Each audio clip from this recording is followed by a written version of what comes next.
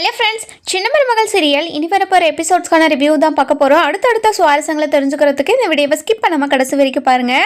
நம்ம காவியா வந்துட்டு போஸ் மேலே பயங்கர கோவத்தோட வீட்டுக்கு கிளம்பிடுறாங்க. அதுக்கப்புறம் வீட்டுக்கு போன உடனே நம்ம காவியா வந்துட்டு பயங்கர கோவமாக வீட்டுக்குள்ளே போகிறத பார்த்து நம்ம சிற்றரசு வந்துட்டு ஏமா காவியா என்னாச்சுமா அப்படின்னு சொல்லிட்டு கேட்குறாங்க. இங்கே பாருங்கப்பா, நீங்கள் எனக்கு பார்த்துருக்க மாப்பிள்ள எப்படியாப்பட்ட பொறுக்கின்னு உங்களுக்கு தெரியுமாப்பா அப்படின்னு சொல்லிட்டு கேட்குறாங்க. என்னம்மாச்சு அப்படின்னு சொல்லிட்டு கேட்கவும், இல்லைப்பா இப்படி ஒரு பொறுக்கியை எனக்கு கல்யாணம் பண்ணி வைப்பீங்கன்னு சொல்லிட்டு நான் நினச்சி கூட பார்க்கல. எனக்கு ஒரு நல்ல வாழ்க்கையை அமைச்சு வைப்பீங்கன்னு சொல்லிட்டு நினச்சேன். ஆனால் இப்படி ஒரு வாழ்க்கையை அமைச்சு கொடுப்பீங்கன்னு எனக்கு சத்தியமாக தெரியாதுப்பா. ஏமா நீ என்ன பேசுகிறேன்னே எனக்கு புரியலம்மா அப்படின்னு சொல்லிட்டு நம்ம சிற்றரசு சொல்லவும், இங்கே பாருங்கப்பா, இன்னைக்கு அத்தை கூப்பிட்டாங்கன்னு சொல்லிட்டு அவங்க வீட்டுக்கு பேசலான்னு சொல்லிட்டு போனேன். அங்கே என்ன நடந்துச்சுன்னு தெரியுமா? அந்த மாப்பிள்ளைன்னு ஒருத்தனை கொண்டு வந்தீங்களே, அவன் என்ன பண்ணிட்டு இருந்தான்னு தெரியுமாப்பா? அவனோட அத்தை பொண்ணை ரொம்பவே அசிங்கமாக அவகிட்ட ரொம்பவே தப்பாக பிஹேவ் பண்ணியிருந்தான். அதை கண்ணால் பார்த்துட்டு எனக்கு நெஞ்சே வெடிச்சிருச்சுப்பா அப்படின்றாங்க. இங்கே பாருமா, அவன் எப்படியானா இருந்துட்டு போட்டோம், இந்த கல்யாணம் மட்டும் நடக்கட்டுமா அப்படின்றாங்க. இங்கே பாருங்கப்பா, நீங்கள் எதுக்காக இந்த கல்யாணத்தை பண்ணுறீங்கன்னு எனக்கு தெரியுதுப்பா. ஏன்னா அந்த அமைச்சர் பதவி உங்களுக்கு வரணுன்றதுக்காக தான் இந்த கல்யாணத்தை பண்ணுறீங்க, எனக்கு புரியுது. இருந்தாலும் இப்படி ஒருத்தனை கல்யாணம் பண்ணிக்கிட்டு நான் எப்படிப்பா சந்தோஷமாக இருக்க முடியும்? இங்கே பாருமா காவியா, கல்யாணம் மட்டும் பண்ணு, அதுக்கப்புறம் நான் பார்த்துக்கிறேம்மா அப்படின்றாங்க. இங்கே பாருங்கப்பா, சத்தியமாக என்னால் அவனை கல்யாணம் பண்ணிக்கவே முடியாதுப்பா. இப்படி ஒரு கேடு கட்டுவனா நான் எப்படி சும்மா வர்றது? இங்க பாருமா, அவனை நம்ம சும்மா விட தேவையில்ல. அவனை என்ன பண்ணணுமோ எல்லாத்தையும் நம்ம இப்போவே பண்ணிடலாம். அதே மாதிரி இந்த கல்யாணத்துக்கு மட்டும் நிறுத்தன்னு மட்டும் சொல்லிடாதம்மா அப்படின்றாங்க. இங்கே பாருங்கப்பா, நீங்கள் என்னமோ பண்ணுறீங்க, ஆனால் இந்த விஷயத்தில் எனக்கு சுத்தமாக விருப்பமே இல்லைப்பா அப்படின்றாங்க. இங்கே பாருமா, நான் அப்பாக்காக இதை கூட செய்ய மாட்டேம்மா. இங்கே பாருங்கப்பா, உங்களுக்காக தான் என்னோடய வாழ்க்கையை பணிய வைக்க நான் சம்மதிச்சேன். ஆனால் இப்படி ஒரு மாப்பிள்ளைகிட்ட என்னோடய வாழ்க்கையை அர்ப்பணிக்கிறதுக்கு எனக்கு விருப்பமே இல்லைப்பா. இங்கே பாருமா காவியா, அப்பாவோட சந்தோஷத்துக்காக நீ பண்ணி தான் ஆகணும். அவனை நம்ம சும்மா விடக்கூடாது, வா வீட்டுக்கு போயிட்டு நம்ம நியாயம் கேட்கலாம் அப்படின்னு சொல்லிட்டு நம்ம சிற்றரசு இருந்துட்டு காமையை கூட்டிட்டு, அதாவது ராசாங்கம் வீட்டுக்கு போகிறாங்க. போன உடனேயே நம்ம ராஜாங்கம் இருந்துட்டு வீட்டில் இருக்கிறது இல்லை. அதுக்கப்புறம் நம்ம அப்பத்தா, அதாவது பாட்டியும் நம்ம சாவுத்திரியும் மட்டும்தான் வீட்டில் இருப்பாங்க. அதுக்கப்புறம் போன உடனே பயங்கர கோபமாக இருக்கிறத பார்த்த நம்ம பாட்டி இருந்துட்டு, என்ன எம்எல்ஏ எதுக்காக இவ்வளோ கோவமாக இருக்கீங்க, என்னாச்சு அப்படின்னு சொல்லிட்டு கேட்கவும், அதுக்கப்புறம் இங்கே பாருங்க பாட்டி, உங்கள் பேரம் பண்ணது கொஞ்சம் கூட சரியில்லை. உங்கள் பேரம் பண்ண வேலைக்கு நாங்கள் இங்கே வந்து நியாயத்துக்கு நிற்கிறோம் அப்படின்றாங்க. இதெல்லாம் கேட்ட நம்ம பாட்டி அப்போதான் இருந்துட்டு, என்னம்மா ஆச்சு, எதுக்காகம்மா இப்படி கோவமாக பேசுகிறேன்? இங்கே பாருங்க பாட்டி, இங்கே பாருங்க, இந்த வீட்டில் பெரிய மனுஷன்னு ஒருத்தர் இருப்பார் இல்லை, அவரை வர சொல்லுங்க, அவர்கிட்ட பேசணும் நான் அப்படின்றாங்க. என்னம்மா மரியாதை இல்லாமல் பெரிய மனுஷன் அப்படின்னலாம் பேசிக்கிட்டு இருக்க நீ? அதுக்கப்புறம் அதாவது சிற்றரசு இருந்துட்டு, இங்கே பாருங்கம்மா, நான் ராஜாங்க ஐயா கிட்ட நாங்கள் பேசணும் அப்படின்னு சொல்லிட்டு சொல்கிறாங்க. இங்கே பாருங்க எம்எல்ஏ, உங்களோட பொண்ணுக்கு கொஞ்சம் மரியாதை சொல்லிக் கொடுங்க. இப்படி படப்படன்னு யாருக்குமே மரியாதை கொடுக்காம பேசலாம் கூடாது அப்படின்னாங்க. நான் அதெல்லாம் பார்த்துக்கிறேன், நீங்கள் அவரை வர சொல்லுங்க அப்படின்றாங்க. அதுக்கப்புறம் நம்ம சாவித்திரி கிட்ட, ஏம்மா சாவித்திரி, நீ போயிட்டு ராஜாங்கத்துக்கு கால் பண்ணி இப்படி சம்மந்தி வந்திருக்காங்கன்னு சொல்லுமா, அவன் வந்துடுவான் அப்படின்றாங்க. அதுக்கப்புறம் நம்ம சாவித்திரி இருந்துட்டு ராஜாங்கத்துக்கு கால் பண்ணி அதாவது அப்பத்தை கட்டி கொடுக்குறாங்க. ஏயா ராஜாங்கம், அதாவது நம்ம சம்மந்தி வந்திருக்காங்கப்பா, உன்னை சீக்கிரமாக பார்க்கணுமா, ஏதோ ரொம்ப கோவமாக வந்திருக்காங்கப்பா அப்படின்றாங்க. இதெல்லாம் கேட்ட நம்ம ராஜாங்கம் இருந்துட்டு, அப்படியா தான், நான் கொஞ்ச நேரத்தில் வந்துடுறேன் அப்படின்னு சொல்லிட்டு ரொம்பவே பதறி போயிட்டு நம்ம ராஜாங்கம் இருந்துட்டு வீட்டுக்கு கிளம்புறாரு. அதுக்கப்புறம் நம்ம அதாவது அப்பத்தா இருந்துட்டு என்னாச்சோ ஏதாச்சோன்னு சொல்லிட்டு பதறிட்டே இருக்காங்க. அதுக்கப்புறம் நம்ம சாவித்திரிக்கு பயங்கர சந்தோஷம். இன்னொரு பக்கம் பார்த்தீங்கன்னா, பார்லருக்கு போனவங்க எல்லாருமே பார்லரில் வேலையெல்லாம் முடிச்சுட்டு கிளம்புறாங்க வீட்டுக்கு வந்துட்டு இருக்காங்க. அதுக்கப்புறம் நம்ம போஸுக்கு என்ன பண்ணுறது ஏது பண்ணுறதுனே தெரியல. அதாவது ஒரு பக்கமாக, அதாவது ஒழிஞ்சு நின்றுக்கிட்டு ஒரு மாதிரி கவனிச்சுக்கிட்டே இருக்காரு, என்ன நடக்குது ஏது நடக்குதுன்னு. காவையாவை எப்படி சமாதானப்படுத்துறது, இப்போ இந்த விஷயத்த வீட்டில் சொல்லாமல் எப்படி நம்ம அதாவது சமாளிக்கிறதுனே தெரியலையே. கண்டிப்பாக இந்த வீட்டுக்கு தெரிஞ்சுதான் ஆகும். ஏன்னா காவியாவுக்கு தெரிஞ்சிருச்சுல்ல, காவியா எப்படியும் அவங்க அப்பா கிட்ட சொல்லி தான் கூட்டிகிட்டு வந்திருப்பான் அப்படின்னு சொல்லிட்டு பயங்கரமான பயத்திலே இருக்காங்க. அதுக்கப்புறம் நம்ம போஸ் இருந்துட்டு, அதாவது வீட்டுக்கு போகலாமா வேணாவா அப்படின்னு சொல்லிட்டு ஜன்னல் வழியாவே எட்டி பார்த்துக்கிட்டு இருக்காரு. அதுக்கப்புறம் நம்ம அப்பத்தா இருந்துட்டு, ஏமா காவியா நீ வந்து உக்காருமா அப்படின்னு சொல்லிட்டு சொல்கிறாங்க. இங்கே இல்லை பாட்டி, நான் இங்கே உக்காரத்துக்கெல்லாம் வரல, சீக்கிரமாக வர சொல்லுங்க, நான் பேசிக்கிட்டு ஃபஸ்ட்டு இங்கேருந்து கிளம்புறேன் அப்படின்னு பயங்கர கோவத்தில் பேசிக்கிட்டு இருக்காங்க. இதெல்லாம் பார்த்துட்டு இருந்தேன் நம்ம சாவித்திரிக்கு பயங்கர சந்தோஷம். கண்டிப்பாக இந்த கல்யாணத்தை நிறுத்துறதை பற்றி பேசுறதுக்காக தான் வந்துப்பாங்க. ரொம்ப சந்தோஷம். தாமரை இருந்துட்டு அந்த நேரம் பார்த்து தாமரை வராங்க. தாமரை வந்த உடனே காவியா இருந்துட்டு தாமரையை பார்த்து பயங்கரமா முறைச்சுக்கிட்டே இருக்காங்க. அதுக்கப்புறம் நம்ம தாமரை இருந்துட்டு காவியை பார்த்து, "இங்க பாருங்க, என்ன எதுக்காக முறைக்கிறீங்க?" அப்படின்னு சொல்லிட்டு கேட்குறாங்க. அதுக்கப்புறம் நம்ம காவியா இருந்துட்டு ஒரு மாரி முறைச்சுக்கிட்டே இருக்காங்க. அதுக்கப்புறம் நம்ம அப்பத்தா இருந்துட்டு, ஏன்டி வந்ததும் வராதுமா அவ கூட எதுக்குடி சண்டை போடுற? கொஞ்ச நேரம் அமைதியா இருடி. அவங்களே என்னவோ கோவத்துல வந்திருக்காங்க. என்னன்னு கேட்டா சொல்ல மாட்டேங்கிறாங்க. அது ராஜாங்கம் வந்தா தான் சொல்லுவேன்னு சொல்லிட்டு உக்காந்துட்டு இருக்காங்க. அவங்க என்ன சொல்லுவாங்களோ, ஏது சொல்லுவாங்களோன்னு நினைச்சாவே என்னோட மனசெல்லாம் பதறிட்டு இருக்கு. நீ கொஞ்ச நேரம் அமைதியா இருடி" அப்படின்னு சொல்லிட்டு பேசிக்கிட்டு இருக்காங்க. அதுக்கப்புறம் என்ன, நம்ம ராஜாங்கவும் வீட்டுக்கு வெளியே வந்துடுறாரு. வந்த உடனே நம்ம சன்னாசி கிட்ட, "சன்னாசி எதுக்காக வந்திருப்பாங்க? அதுவும் ரொம்ப கோவமா இருக்கிறாங்க வேற சொன்னாங்க. என்ன விஷயமா இருக்கும்?" அப்படின்னு சொல்லிட்டு நம்ம சன்னாசி கிட்ட கேட்கவும், "அண்ணா எனக்கே தெரியலண்ணே, என்னாச்சு ஏதாச்சுன்னு நானே பதறி போய் தான் வந்திருக்கேன். என்னென்னு போய் பார்க்கலாம் வாங்க" அப்படின்னு சொல்லிட்டு சொல்றாங்க. அதுக்கப்புறம் என்ன, உள்ளவும் வந்துடுறாங்க. உள்ள வந்த உடனே சிற்றரசு இருந்துட்டு, அதாவது எம்எல்ஏ, அதாவது ராஜாங்கத்தை பார்த்துட்டு, "வணக்கம் ஐயா" அப்படின்னு சொல்லிட்டு சொல்றாங்க. "வணக்கம் சம்மந்தி, என்ன சம்மந்தி, என்னாச்சு?" அப்படின்னு சொல்லிட்டு கேட்குறாங்க. அதுக்கப்புறம் நம்ம ராஜாங்க வந்துட்டு சம்மந்தின்னு கூப்பிட்டதை பார்த்து ஒரு மாதிரி மெய் சிலுத்து நிற்கிறாரு. அதுக்கப்புறம் என்ன, "இங்கே பாருங்க ஐயா, அதாவது உங்கள் குடும்பம் நல்ல குடும்பம்னு சொல்லிட்டு தான் உங்களுக்கு பொண்ணு கொடுக்கவே நான் சம்மதிச்சேன். ஆனால் இப்போ உங்கள் குடும்பத்தில் நடக்கிறதெல்லாம் பார்த்தா எனக்கு ரொம்ப கஷ்டமாக இருக்குது ஐயா" அப்படின்றாங்க. இதெல்லாம் கேட்ட நம்ம ராஜாங்கத்துக்கு பயங்கரமாக கோவம் வந்தது. "இங்கே பாருங்க சிற்றரசு, நீங்கள் என்ன சொல்கிறீங்க ஏது சொல்கிறீங்கன்னெல்லாம் எனக்கு புரியல. என்ன சொல்ல வரீங்கன்னு சொல்லிட்டு டைரெக்டாக சொல்லிட்டா கண்டிப்பா நான் அதுக்கான சொல்யூஷனை, அதுக்கான பதிலை உங்களுக்கு கொடுப்பேன்ல" அப்படின்றாங்க. "இங்க பாருங்க ஐயா, இங்க அப்பா ஒரு நிமிஷம் இருங்கப்பா, நான் பேசிக்கிறேன்" அப்படின்னு சொல்லிட்டு சொல்றாங்க. "இங்க பாருங்க அங்கிள், அதாவது எனக்கு கல்யாணம் பண்ணி வைக்கிறேன்னு ஒரு பொறுக்கியை எட்டு வந்து நிறுத்துனீங்களே, அந்த பொறுக்கி என்ன பண்ணான்னு தெரியுமா உங்களுக்கு?" அப்படின்னு சொல்லிட்டு சொல்றாங்க. இதெல்லாம் கேட்ட நம்ம அதாவது சன்னாசியும் நம்ம ராஜாங்கமும் பயங்கரமா ஷாக் ஆயிடுறாங்க. "என்னம்மா பொறுக்கினெல்லாம் சொல்ற, என்னாச்சு, அவன் என்ன பண்ணான்?" அப்படின்னு சொல்லிட்டு கேட்குறாங்க. அந்த நேரம் பார்த்து சாவித்திரி, அதாவது ஈஸ்வரியும் சித்ராவும் உள்ள வராங்க. உள்ள வந்த உடனே சாவித்திரி இருந்துட்டு ஈஸ்வரியை பார்த்துட்டு பயங்கரமா சிரிக்கிறாங்க. இதை பார்த்துட்டு ஒரு மாதிரி டென்ஷன் ஆகிடுறாங்க. அதுக்கப்புறம் நம்ம ஈஸ்வரி இருந்துட்டு சித்ரா கிட்ட, இங்க பாருடி, அந்த சாவித்திரி நம்மளை பார்த்து எப்படி சிரிக்கிறான்னு மட்டும் பாரு, அவ என்னமோ பண்ணிட்டாடி, அதுதான் வீட்டில் எல்லாரும் கூட்டமா நின்றுட்டு இருக்காங்க. நான் தான் ஏதோ சொன்னேன்ல உங்ககிட்ட, கார்ல போகும்போதே அவ ஏதோ தலை போற விஷயத்த பண்ண போறேன்னு சொல்லிட்டு இருந்தா, அது என்ன விஷயம்னு தெரியலடி, எனக்கு பயமா இருக்கு, இந்த கல்யாணத்தை நிறுத்துறதுக்காக ஏதாச்சும் பண்ணிட்டாளாடி அப்படின்னு சொல்லிட்டு சொல்றாங்க. "இங்க பாருமா, நான் கார்லயே உனக்கு சொன்னேன், அவங்கெல்லாம் அவ்வளோ ஒர்த்தெல்லாம் இல்லைம்மா, அவங்கள பார்த்து நீ எதுக்காக இவ்வளோ பயப்படுறேன்னு எனக்கு புரியவே இல்லை" அப்படின்றாங்க. அதுக்கப்புறம் நம்ம ராஜாங்க இருந்துட்டு, "இங்க பாருமா, என்ன விஷயம்னு சொல்லிட்டு டைரக்டா சொல்லிடு, இந்த மாதிரி சுத்தி வளைச்செல்லாம் பேசிக்கிட்டு இருக்காத. இங்க பாருங்க அங்கிள், நான் சுத்தி வளைச்செல்லாம் பேசல, இங்க இருக்காங்களே தாமரை, இவங்க கூட இவன் தப்பா நடந்துக்கிறத நான் கண்ணால நேர்லயே பார்த்தேன்" அப்படின்றாங்க. இதை கேட்ட நம்ம ராஜாங்கத்துக்கு பயங்கரமா கோவம் வந்துடுது. "இங்க பாருமா, என்னம்மா சொல்ற நீ, அதாவது உண்மையா தான் சொல்றியா?" அப்படின்னு சொல்லிட்டு கேட்குறாங்க. "இங்க பாருங்க அங்கிள், எனக்கு பொய் சொல்லணுன்ற அவசியம் எனக்கு இல்லைல்ல, எதுக்காக உங்களோட பையனை இப்படியெல்லாம் வளர்த்து வச்சிருக்கீங்க? இப்படி ஒரு கேடு கெட்டு புத்தி இருக்கிறவனை தான் இந்த எனக்கு கல்யாணம் பண்ணி வைக்க நினைச்சிங்களா?" அப்படின்னு சொல்லிட்டு கேட்குறாங்க. இதெல்லாம் கேட்ட ராஜாங்க இருந்துட்டு பயங்கரமா ஷாக்கோட, "சன்னாசி, என்ன சன்னாசி இதெல்லாம்?" அப்படின்னு சொல்லிட்டு கேட்குறாங்க.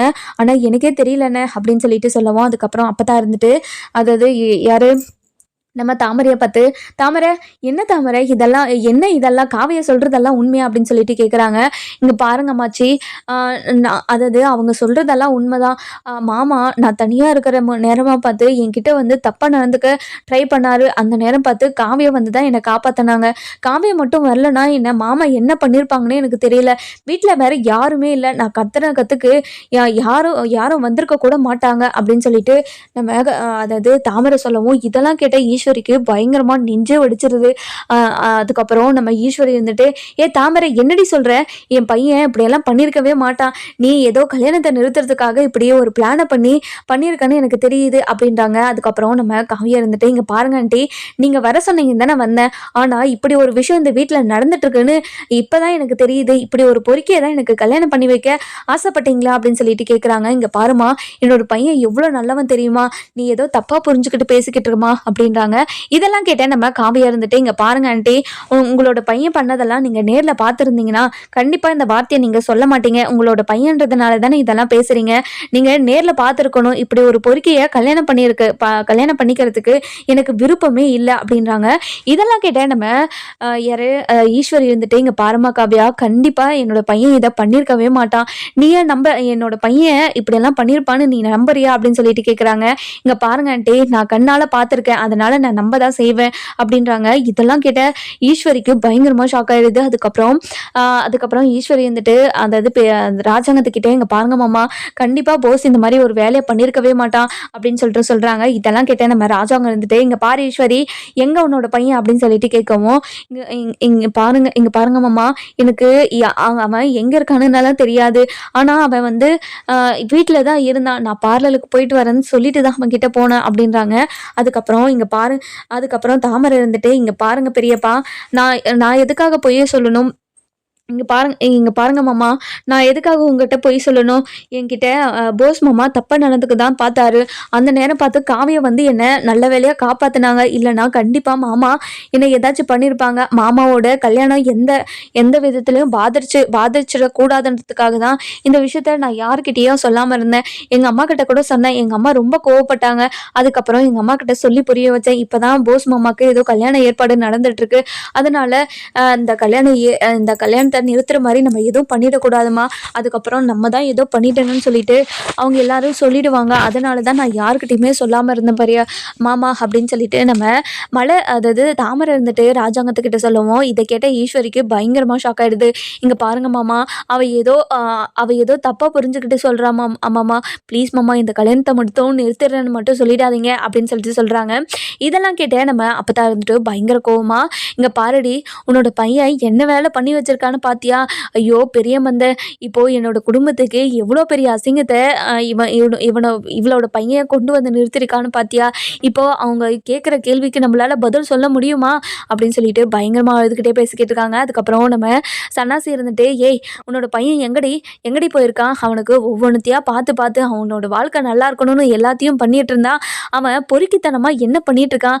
அவனுக்கு புத்தின்றதே இல்லையா அப்படின்னு சொல்லிட்டு பயங்கரமாக நம்ம ஈஸ்வரியை திட்டவும், ஈஸ்வரி இருந்துட்டு, இங்கே பாருங்கள், உங்களோட பையன் மேலே உங்களுக்கே நம்பிக்கை இல்லையா? உங்களோட பையன் இப்படியெல்லாம் பண்ணியிருக்க மாட்டாங்க அப்படின்னு சொல்லிட்டு சொல்கிறாங்க. இதெல்லாம் கேட்டேன் நம்ம சன்னாசி, இங்கே பாருடி, உன்னோட பையன் இப்படி பண்ணுறவன் தான், எல்லாத்தையும் பண்ணிவிட்டு இப்போ எங்கே போய் ஒளிஞ்சிருக்கான்? அவன் எங்கே இருக்கான்னு சீக்கிரமாக வர சொல்லு அப்படின்னு சொல்லிட்டு சொல்கிறாங்க. அதுக்கப்புறம் நம்ம காவியா இருந்துட்டு, இங்கே பாருங்க அங்கிள், எனக்கு இதுக்கு அவனுக்கு தக்க தண்டனையே நீங்கள் கொடுத்தே ஆகணும். கண்டிப்பாக அவனுக்கு கிடைக்கிற தண்டனை கிடைச்சா மட்டும்தான் இனிமேல் இந்த மாதிரி எந்த பொண்ணுக்கிட்டையும் தப்பாக நடந்துக்க மாட்டான் அப்படின்னு சொல்லிட்டு நம்ம காவியா இருந்துட்டு அதாவது யார் நம்ம ராஜாங்கத்துக்கிட்ட சொல்லவும், ராஜாங்கம் இருந்துட்டு பயங்கர கோவத்தில் உக்காந்துக்கிட்டு இருக்காங்க. அதுக்கப்புறம் நம்ம ஈஸ்வரி இருந்துட்டு அதாவது போஸுக்கு கால் பண்ணுறாங்க. கால் பண்ண உடனே போஸும் ஃபோன் எடுக்கிறாரு. ஃபோனை எடுத்த உடனே, டே எங்கடா இருக்குது அப்படின்னு சொல்லிட்டு கேட்குறாங்கம்மா. நான் எதுவும் பண்ணலம்மா, எல்லாரும் என் கல்யாணத்தை நிறுத்துறதுக்காக பொய் சொல்லி ட்ராமாவாடி என்னை மாட்டி விட்டுட்டாங்கம்மா, ப்ளீஸ்மா என்னை காப்பாற்றுமா அப்படின்றாங்க.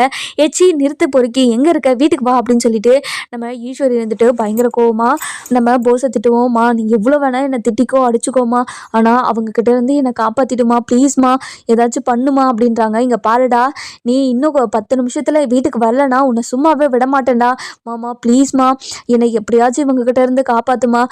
நான் எதுவுமே பண்ணலம்மா, அந்த தாமரையும் சாவித்திரி அத்தையும் ஏதோ பிளான் பண்ணி என்னை மாட்டி விட்டுட்டாங்கம்மா அப்படின்றாங்க. அதுக்கப்புறம் இதெல்லாம் கேட்ட நம்ம ஈஸ்வரி இருந்துட்டு பயங்கரமாக ஒரு மாதிரி டென்ஷன் ஆகுறாங்க.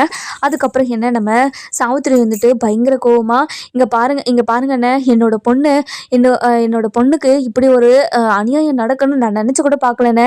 ஆட்டை கடிச்சு இப்போது என்னோட பொண்ணுக்கிட்டேயும் வந்துட்டான்.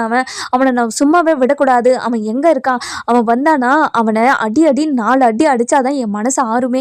என்னோட பொண்ணுக்கிட்டே தப்பாக நடந்துக்க பார்த்தான் அவன் அப்படின்னு சொல்லிட்டு பயங்கரமாக ரொம்பவே கத்திக்கிட்டு இருக்காங்க. இதெல்லாம் கேட்ட அதாவது அப்பதான் இருந்துட்டு, இங்கே பாருடி, கொஞ்ச நேரம் அமைதியாக இருடி, உன்னோட பொண்ணை நீ ஒழுங்காக வளர்க்க தெரியல அப்படின்றாங்க. இங்கே பாருமா, என்னோட பொண்ணை ஒழுங்காக வளர்க்க தெரியலன்னு என்கிட்ட கேட்காத, உன்னோட பேரனை ஒழுங்காக வளர்க்க தெரியலன்னு சொல்லிட்டு உன்னோட மருமகிட்ட சொல்லு அப்படின்னு சொல்லிட்டு சொல்கிறாங்க. இதெல்லாம் கேட்ட அதாவது சாவித்திரி இருந்துட்டு ஈஸ்வரி இருந்துட்டு பயங்கர கோவமா, இங்கே பாருங்க அத்தாச்சி, திரும்ப திரும்ப என்னோட பையனை பிளான் பண்ணி ஏமாற்றி இப்படி மாட்ட விட்டுட்டு நீங்கள் இப்படி நடிச்சுக்கிட்டு இருக்கீங்கன்னு எனக்கு நல்லாவே தெரியுது. நீங்கள் தான் இது எல்லாத்தையும் பண்ணீங்கன்னு எனக்கு எல்லாம் தெரியும் அத்தாச்சி அப்படின்றாங்க. இங்கே பாருங்க மதினி, என் மேலே எதுக்காக சந்தேகப்படுறீங்க? இந்த மாதிரி என் மேலே சந்தேகப்படுற வேலையெல்லாம் வச்சுக்காதீங்க அப்படின்றாங்க. அந்த நேரம் பார்த்து நம்ம சேது இருந்துட்டு உள்ளே வராரு. உள்ளே வந்த உடனே உள்ளே நடந்துட்டு இருக்க பிரச்சனையெல்லாம் பார்த்துட்டு பயங்கரமாக ஷாக் ஆயிடுறாங்க. அதுக்கப்புறம் கருப்பு வராரு. கருப்பு வந்த உடனே மாமா இங்கே என்ன மாமா நடக்குது? என்னமோ பிரச்சனை நடந்துட்டு இருக்க மாதிரி தெரியுது. ஆனால் என்ன பிரச்சனை தான் தெரியல மாமா அப்படின்றாங்க. அதேதான் மாப்பிள்ள எனக்கும். ரொம்ப நேரமாக இவங்க பேசிக்கிட்டே இருக்காங்க. ஆனால் எந்த விஷயத்தை பற்றி பேசிகிட்டு இருக்காங்கன்னு எனக்கு தெரியவே இல்லை அப்படின்றாங்க. அதுக்கப்புறம் நம்ம அதாவது சேது இருந்துட்டு போயிட்டு ராஜாங்கத்துக்கிட்ட அப்பா என்னப்பா ஆச்சு அப்படின்னு சொல்லிட்டு கேட்கவும் நம்ம ராஜாவும் பயங்கர கோவத்தில் இருக்கிறதுனால எந்த பதிலுமே சொல்ல மாட்டாங்க. அதுக்கப்புறம் அம்மாச்சி கிட்ட போயிட்டு அம்மாச்சி என்ன அம்மாச்சி ஆச்சு அப்படின்னு சொல்லிட்டு கேட்குறாங்க. இங்கே பாருடா அப்படின்னு சொல்லிட்டு நடந்த விஷயத்தெல்லாம் சேதுக்கிட்ட சொல்லவும் சேது பயங்கரமாக ஷாக் ஆயிடுறாங்க. என்ன சொல்கிறீங்க அம்மாச்சி அப்படின்னு சொல்லிட்டு சொல்லவும் ஆமாடா இந்த பொறிக்கு பையன் இப்படியெல்லாம் பண்ணியிருக்கானே, இதை காவியாவும் நேரில் பார்த்துருக்கா போல. அவள் பார்த்துட்டு ரொம்பவே கோவமாக வீட்டுக்கு போயிட்டு அவங்க அப்பாவை கூட்டிகிட்டு வந்திருக்கா. இப்போ அவங்களுக்கு நம்ம என்ன பதில் சொல்கிறது? இப்போது யாருக்கிட்டேயும் எந்த பதிலுமே சொல்ல முடியாத அளவுக்கு நம்மளை கொண்டு வந்து நிறுத்திட்டானே இவன். அவன் இன்னும் வீட்டுக்கே வரல, அவன் எங்கே இருக்கானே தெரியல அப்படின்னு சொல்லிட்டு பயங்கர கோவத்தில் இருக்காங்க. அதுக்கப்புறம் நம்ம அதாவது போஸ் இருந்துட்டு உள்ளே வரவும் இதை பார்த்து நம்ம ராஜாங்கத்துக்கு பயங்கர கோவம் வந்துடுது. அதுக்கப்புறம் நம்ம சேது இருந்துட்டு அப்பா கொஞ்சம் பொறுமையாக இருங்கப்பா, பேசிக்கலாம், என்ன நடந்துச்சு ஏது நடந்துச்சுன்னு சொல்லிட்டு நம்ம எல்லாத்தையும் விசாரிச்சு இதுக்கு ஒரு முடிவு பண்ணலாம் அப்படின்றாங்க. அதுக்கப்புறம் நம்ம போஸும் உள்ளே வராரு. உள்ளே வந்த உடனே நம்ம காவியா கிட்ட போயிட்டு காவியா நீ தப்பாக புரிஞ்சுக்கிட்டு இதெல்லாம் பண்ணிட்டு இருக்க காவியா, நம்ம கல்யாணத்தை நிறுத்துறதுக்காக இவங்க என்னென்னமோ பண்ணி என்னை அவங்க வழியில் சிக்க வச்சுட்டாங்க. ப்ளீஸ் காவியா, நம்ம கல்யாணத்தை நிறுத்துறதுக்கு தான் இப்படியெல்லாம் பண்ணிட்டு இருக்காங்க காவியா, என்னை நம்பு காவியா அப்படின்றாங்க. ஏச்சி நிறுத்து, நீ பேசிக்கிட்டு இருக்கிறது நீ நடந்துக்கிட்டு இருந்தாலாம் நான் என்னோட கண்ணால் பார்த்தனேடா, இப்படி பொய் சொல்லி நடிச்சுக்கிட்டு இருக்கேன், உனக்கு வெக்கமா இல்லை அசிங்கமா இல்லை அப்படின்னு சொல்லிட்டு கேட்குறாங்க. அந்த நேரம் பார்த்து மலரும் வராங்க. மலர் வந்த உடனே நம்ம தாமரை இருந்துட்டு இங்கே பாரு காவியா, இங்கே இந்த வீட்டில் வேலை செஞ்சுட்டுறாங்க இல்லையா, அந்த வேலைக்காரி தான் இவனோட ஃபர்ஸ்ட் ஒய்ஃப் அப்படின்னு சொல்கிறாங்க. இதை கேட்ட காவியாவுக்கு பயங்கரமாக ஷாக் ஆகிடுது. என்ன சொல்கிறீங்க, வேலைக்காரி தான் ஃபர்ஸ்ட் ஒய்ஃபா? வேலைக்காரியாவை கல்யாணம் பண்ணிக்கிட்ட நீ அப்படின்னு சொல்லிட்டு கேட்குறாங்க. நம்ம யாரு நம்ம அதாவது தாமரை வந்துட்டு இங்கே பாரு காவியா, ஃபஸ்ட்டு கல்யாணத்துக்கு நாங்கள் ஒரு பெரிய இடத்துல தான் சம்மந்தம் பண்ணியிருந்தோம். ஆனால் அதுக்கு கல்யாணத்துக்கு முன்னாடியே எங்கள் வீட்டில் வேலை செஞ்சுருந்த பொண்ணுக்கிட்ட தப்பான உறவு வச்சுக்கிட்டு அந்த பொண்ணை கல்யாணம் பண்ணிக்கிறேன்னு சொல்லிட்டு ஏமாற்றி விட்டுட்டு போயிட்டான். அதுக்கப்புறம் இந்த கல்யாணம் ஏற்பாடு பண்ணிட்டதுக்கப்புறம் அந்த பொண்ணு போயிட்டு சேதோட பொண்டாட்டிக்கிட்டையும் உட்காந்து அழுதுகிட்டு அதாவது சூசைட் பண்ணுறதுக்கு போயிடுச்சு. அதை கண்டுபிடிச்சி அதுக்கப்புறம் எல்லா உண்மையும் தெரிஞ்சு எல்லாருக்குமே தெரிஞ்சு அதுக்கப்புறம் தான் வேலைக்காரிக்கே கல்யாணம் பண்ணி வச்சோம். ஆனால் அந்த வாழ்க்கையில் நல்லா வரல. அதனால தான் அவங்க 2 பேருக்கும் அதாவது கிராமத்து முறையில் டிவோர்ஸ் பண்ணிட்டாங்க அப்படின்னு சொல்லிட்டு எல்லா உண்மையும் சொல்லிடுறாங்க. இதை கேட்ட நம்ம காவியாவுக்கும் பயங்கரமாக ஷாக் ஆகிடுது. இப்படி ஒரு ஃப்ளாஷ்பேக் இருக்குன்னு சொல்லிட்டு நான் நினச்சி கூட பார்க்கல. இப்படி ஒரு அதாவது உனக்கு பின்னாடி இப்படி ஒரு கதை இருக்குன்னு தெரிஞ்சிருந்தா கண்டிப்பாக உன்னை கல்யாணமே பண்ணியிருக்காம, அதாவது கல்யாணம் பண்ணுறதுக்கு ஒத்துருக்கவே மாட்டேன். இப்படியெல்லாம் ஒரு கேடு கேட்ட ஜென்மம் இந்த உலகத்தில் இருக்குமான்னு நினச்சாவே எனக்கு அருவெறுப்பாக இருக்குது அப்படின்னு சொல்லிட்டு சொல்கிறாங்க. அதுக்கப்புறம் நம்ம அதாவது காவியா இருந்துட்டு இங்கே பாருங்கப்பா, இப்படி ஒரு வாழ்க்கை எனக்கு தேவையாப்பா அப்படின்னாங்க. இங்கே பாரு காவியா, கொஞ்சம் அவசரப்படாமல் அமைதியாக இரு. நம்ம சொந்தத்துக்கு பந்தத்துக்கு எல்லாருக்கும் சொல்லி அனுப்பியாச்சு. கல்யாணம் நாளைக்கே வச்சுக்கிட்டு நம்ம இப்படியெல்லாம் ஒரு முடிவை எடுக்க முடியாது. ஃபஸ்ட்டு கல்யாணமும் இப்படியே ஆயிடுச்சு, இன்னொரு கல்யாணமும் இப்படியே ஆயிடுச்சுன்னா நம்மளால தாங்க முடியாது. கொஞ்ச நேரம் பொறுமையாயிரு. அந்த மாப்பிள்ளை தப்பு பண்ணாரா இல்லையான்னு நமக்கு எப்படி தெரியும்? அப்பா நான் சொல்லிட்டு இருக்கேன், உங்களுக்கு காது கேட்கலையாப்பா? நான் என் கண்ணால் 2 கண்ணால் பார்த்தேன்னு சொல்கிறேன், ஆனால் நீங்கள் அதை நம்ப மாட்டீங்க அப்படின்னு சொல்லிட்டு சொல்கிறாங்க. இதெல்லாம் கேட்டேன் நம்ம காவியா அதாவது சிற்றர் சேர்ந்துட்டு இங்கே பாரு காவியா, கொஞ்ச நேரம் இரு, அப்பா உன்னோட வாழ்க்கைக்காக தானே இதெல்லாம் நான் பண்ணிகிட்ருக்கேன் அப்படின்றாங்க. இங்கே பாருங்கப்பா, நீங்கள் என்னோட வாழ்க்கைக்காக தான் இதெல்லாம் பண்ணிகிட்ருக்கீங்கன்னு எனக்கு தெரியும், ஆனால் இப்படி ஒரு வாழ்க்கை எனக்கு தேவையா அப்படின்னு சொல்லிட்டு கேட்குறாங்க. இங்கே பாரு காவியா, இப்படி ஒரு வாழ்க்கை உனக்கு தேவை இல்லை தான், ஆனால் என்ன நடந்துச்சு ஏது நடந்துச்சுன்னு சொல்லிட்டு நம்ம எல்லாத்தையும் விசாரிக்கணும்ல அப்படின்ட்டு இருக்காங்க. அதுக்கப்புறம் நம்ம போஸை வந்துட்டு ராஜாங்க வந்துட்டு இங்கே பாருடா போஸு, இப்போது இங்கே என்னென்ன நடந்துச்சுன்னாலாம் நீ மொத்தமாக சொல்கிற அப்படின்றாங்க. அதுக்கப்புறம் என்ன நடந்த விஷயத்தெல்லாம் ஒன்று விடாமல் நம்ம போஸ் இருந்துட்டு அதாவது போஸ் இருந்துட்டு ராஜாங்கத்துக்கிட்ட சொல்லவும் ராஜாங்கம் வந்துட்டு பயங்கரமாக ஷாக் ஆயிடுறாங்க. அதுக்கப்புறம் ராஜாங்கம் வந்துட்டு அதாவது தாமரை கிட்ட இங்கே பாரு தாமரை, எதுக்காக அவனை ஃபோன் பண்ணி வர சொன்னேன் அப்படின்னு சொல்லிட்டு கூப்பிடுறாங்க கேட்குறாங்க. இதெல்லாம் கேட்ட நம்ம தாமரை இருந்துட்டு ஒரு மாதிரி தடுமாறுறாங்க. இதை பார்த்த நம்ம காவியா இருந்துட்டு கல்யாணத்தை நிறுத்துறதுக்காக இவ தான் பிளான் பண்ணி ஏதோ பண்ணியிருக்கா போல அப்படின்னு சொல்லிட்டு நம்ம காவியாவும் புரிஞ்சுக்கிறாங்க. புரிஞ்சுக்கிட்ட உடனே நம்ம காவியா இருந்துட்டு போயிட்டு நம்ம அந்த தாமரை மேலே தாமரை வந்து அதாவது தாமரையை ஒரே ஒரு அடி கன்னத்திலே விடுறாங்க. விட்ட உடனே நம்ம தாமரைக்கு பயங்கரமாக ஷாக் ஆகிடுது. இங்கே பாருடி, அதாவது நீ இந்த கல்யாணத்தை நிறுத்துறதுக்காக நீ தான் பிளான் பண்ணன்னு சொல்லிட்டு இப்போ எனக்கு முழுசாக புரிஞ்சிடுச்சு. நீ சொன்ன பதிலிலேயே இப்போது அவர் மேலே எந்த தப்புமே இல்லைன்னு சொல்லிட்டு எனக்கு தெரிஞ்சிருச்சு அப்படின்றாங்க.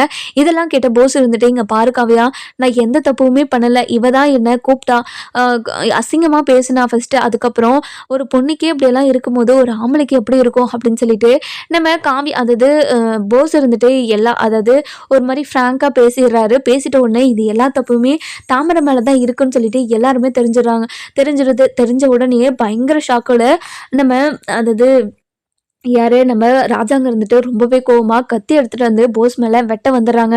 இங்கே பாருடா, உன்னோட வாழ்க்கை நல்லா இருக்கணும்னு சொல்லிட்டு நான் எவ்வளவோ முயற்சி பண்ணி இந்த வாழ்க்கையை அமைச்சு வைக்கலான்னு நினச்சேன். ஆனால் இப்படி ஒரு கேடு கெட்ட வேலையை பார்த்து வச்சிருக்கே, அவன் தான் கூப்பிட்றானா, உனக்கு புத்தி இல்லையாடா, உனக்கு எங்கே போயிடுச்சு புத்தியெல்லாம், பீத்தண்டத்துக்கு போயிடுச்சா அப்படின்னு சொல்லிட்டு கேட்குறாங்க. இதெல்லாம் கேட்கிட்ட நம்ம ராஜாங்க இருந்துட்டு ரொம்பவே கோவமாக பேசிக்கிட்டு இருக்காங்க. அதுக்கப்புறம் நம்ம அதாவது சாவித்திரி வந்துட்டு ஐயோ மாட்டிக்கிட்டோமே அப்படின்னு சொல்லிட்டு பயங்கரமாக மொழின்னு முடிச்சுக்கிட்டு இருக்காங்க.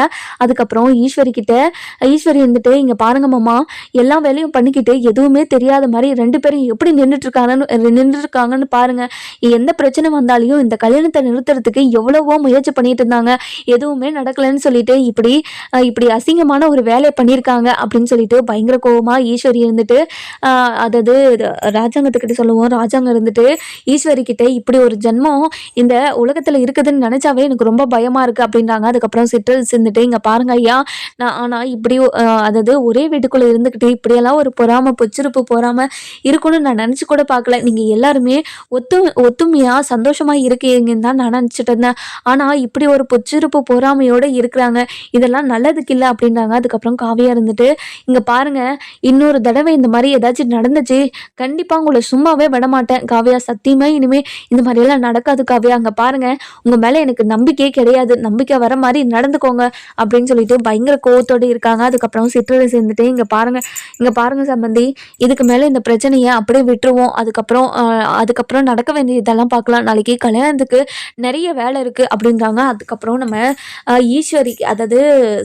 ஈஸ்வரிக்கு அப்பதான் உசுரே வருது. ஐயோ இந்த கல்யாணம் நின்றுமோன்னு சொல்லிட்டு நினைச்சிட்டு இருந்தேன். ஆனா எப்படியோ அந்த காவிய பொண்ணு ரொம்ப புத்திசாலியா இருக்கிறதுனால என்னோட பையனை புரிஞ்சுக்கிச்சு. இங்க பாருங்க மாமா, இப்போ இவ்வளோலாம் பண்ண அந்த தாமரையும் சாவித்திரியும் அத்தாச்சியும் நான் சும்மாவே விடமாட்டேன் அப்படின்றாங்க. அதுக்கப்புறம் நம்ம ஈஸ்வரி இருந்துட்டு சாவித்திரி கிட்ட போயிட்டு இங்க பாருங்க, என்னோட பையன் கல்யாணத்தை நிறுத்தத்துக்கு இவ்வளோ கீழ்த்தரமான வேலை பண்ணியிருக்கீங்க, உங்களுக்கு அசிங்கமா இல்லை அப்படின்னு சொல்லிட்டு கேட்குறாங்க. அதுக்கப்புறம் ஒரு மாதிரி திருன்னு முடிச்சுக்கிட்டு நின்றுட்டே இருக்காங்க. அதுக்கப்புறம் சித்ரா இருந்துட்டு கொஞ்ச நேரம் நிறுத்துமா, இவங்க இவ்வளோ கேடுகட்டத்தனம் பண்ணுவாங்கன்னு சொல்லிட்டு நினச்சி கூட பார்க்கலாமா, இவங்களை இனிமேல் இந்த வீட்டில் வைக்கவே கூடாது அப்படின்னு சொல்லிட்டு இருக்காங்க. அதுக்கப்புறம் நம்ம அப்பத்தான் இருந்துட்டு இங்கே பாருங்க, யாருமே இனிமேல் இந்த விஷயத்தை பற்றி பேசவே தேவையில்ல, ஃபஸ்ட்டு இங்கேருந்து எல்லாரும் போங்க அப்படின்னு சொல்லிட்டு பயங்கர கோவத்தோட சொல்கிறாங்க. அதுக்கப்புறம் எல்லாருமே போயிடுறாங்க. அதுக்கப்புறம் ஈஸ்வரி இருந்துட்டு பயங்கர கோவமா அதாவது யாரு நம்ம போஸ் கிட்ட போயிட்டு, ஏன்டா பொறுக்கி நாயே, உனக்கு கொஞ்ச நாள் கூட பொறுமையாக இருக்க தெரியாதாடா, அதுவும் யார்கிட்ட போயிட்டு தப்பாக நடந்துக்க பார்த்துருக்க, உனக்கு வெக்கமா இல்லை, அவன் தான் பிளான் போட்டு எல்லாத்தையும் பண்ணிட்டு இருக்கானா, அதுக்கேற்ற மாதிரி நீ எல்லாத்தையும் பண்ணி வச்சிருக்கே, உனக்கு அசிங்கமா இல்லையாடா இப்படி ஒரு வேலையை பண்ணுறதுக்கு அப்படின்னு சொல்லிட்டு பயங்கரமாக அடிச்சுக்கிட்டே இருக்காங்க. சித்ரா வந்துட்டு மாமா அடிக்காத விடுமா, அதுதான் எந்த பிரச்சனையும் வரல, இங்கே பாருடி, ஏதோ அந்த பொண்ணு புத்திசாலியாக இருக்கிறதுனால புரிஞ்சுக்கிச்சு, ஆனால் இப்போ பாருடி, இன்னும் கொஞ்ச நேரம் விட்டுருந்தா கண்டிப்பாக இந்த கல்யாணமே நின்றுருக்கோம். இப்போ நம்ம அந்த கல்யாணம் நின்றுட்டு இருந்தா நம்ம என்ன பண்ணிருப்போம் சொல்லு அப்படின்னு சொல்லிட்டு பயங்கர கோவமா பேசிக்கிட்டு இருக்காங்க. அதுக்கப்புறம் நம்ம சித்ரா இருந்துட்டு இங்க பாருமா, அதுதான் ஏதோ நடக்கல, அவன் ஏதோ தெரியாம பண்ணிட்டான், விடுமா, இங்க பாருடி, இப்படியாப்பட்ட வெளியே தெரியாம யாராச்சும் பண்ணுவாங்களடி, உன்னோட தம்பி தானே இப்படி எல்லாம் பண்ணுவான் அப்படின்னு சொல்லிட்டு பயங்கர கோவமா பேசிக்கிட்டு இருக்காங்க. அம்மா ப்ளீஸ்மா, இதை பத்தி திரும்ப பேச தேவையில்ல, அவனும் ரொம்பவே பயந்து போய் கிடக்குறான், இப்போ அவங்ககிட்ட திரும்ப நம்மளும் பேசி அவனை கஷ்டப்படுத்த வேண்டாம் வேண்டாவே அப்படின்றாங்க. இங்க பாருடி, நீ சொல்றேன்றதுக்காக நான் இப்படியே சும்மா விட்டுட்டு போக முடியாதுல்ல. இவனை பார்த்தா எனக்கு அவ்வளோ எரிச்சலா இருக்குதுடி. இப்படி ஒரு வேலையை பார்த்து வச்சிருக்கானே அப்படின்னு சொல்லிட்டு பயங்கரமா கோவப்படுறாங்க. அதுக்கப்புறம் சித்ரா இருந்துட்டு ரொம்பவே இங்க பாருமா, அதுதான் எந்த பிரச்சனையும் நடக்கலன்னு இத்தனை வாட்டி சொல்லிட்டு இருக்கேன்ல, சரி விடுமா அப்படின்றாங்க. இன்னொரு பக்கம் பார்த்தீங்கன்னா நம்ம ராஜாங்க இருந்துட்டு பயங்கர கோவமா இருக்காங்க. அந்த நேரம் பார்த்து நம்ம சேது இருந்துட்டு, அப்பா நீங்க இவ்வளோ இவ்வளோ டென்ஷனா, அதாவது இப்போ இவ்வளோ நடந்த விஷயத்தெல்லாம் நினச்சி நீங்க ரொம்ப ஃபீல் பண்ணிட்டு இருப்பீங்கன்னு எனக்கு தெரியும்ப்பா. ஆனா போஸ் வந்து நல்லவனே கிடையாதுப்பா அப்படின்றாங்க.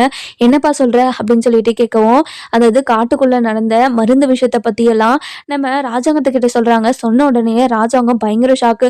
என்ன செய்து சொல்ற அப்படின்னு சொல்லிட்டு சொல்றாங்க. அதுக்கப்புறம் போஸை பத்தி எல்லா உண்மையுமே நம்ம ராஜாங்கத்துக்கு தெரிஞ்ச உடனே நம்ம ராஜாங்கம் போஸுக்கு என்ன முடிவு எடுப்பாருன்னு சொல்லிட்டு நம்ம வர எபிசோட்ல பார்க்கலாம். இந்த வீடியோ உங்களுக்கு பிடிச்சிருந்தா லைக் பண்ணுங்க, சப்ஸ்கிரைப் பண்ணுங்க, மறக்காம பெல் ஐகானையும் கிளிக் பண்ணி